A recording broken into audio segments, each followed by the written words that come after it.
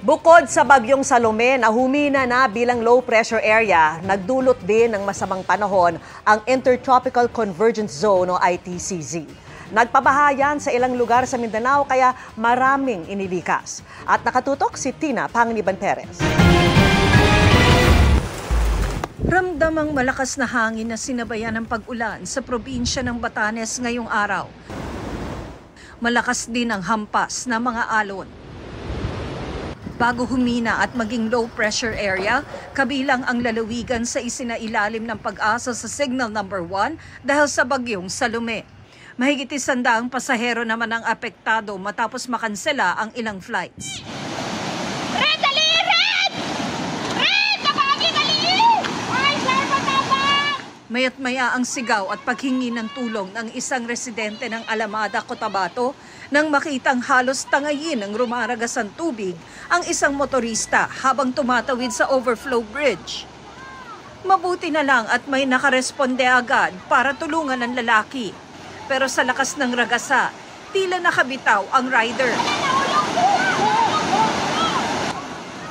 Agad din naman siyang nasagip. Ilang sandali lang, isa pang motor ang tila hindi na rin makadaan pero tinulungan din ang ilang residente. Ligtas ang parehong rider. Umapaw rin ang ilog sa barangay Upper Bulanan sa bayan ng Midsayap. Ayon sa Pag-asa, ang masamang panahon sa Mindanao ay dulot ng Intertropical Convergence Zone o ITCZ.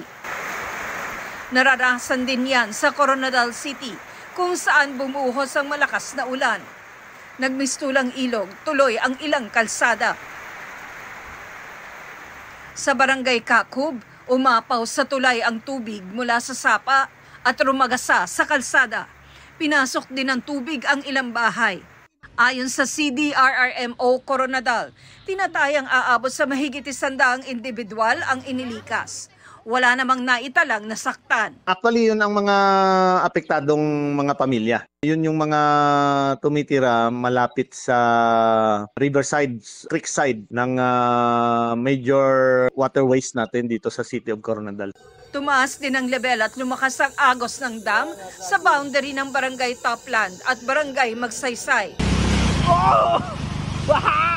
Sinubukan pa rin tawirin ng ilang motorista ang binahang kalsadang yan sa Balabagan, Lanao del Sur.